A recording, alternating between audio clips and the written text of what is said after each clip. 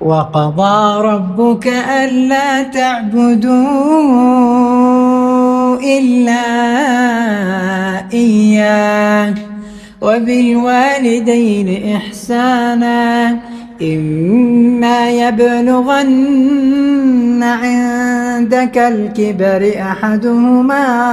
أو كلاهما فلا تقل لهما أف ولا تنهرهما وقل لهما قولا كريما واخفض لهما جناح الذل من الرحمة وقل رب ارحمهما كما ربياني صغيرا ربكم أعلم بما في نفوسكم إن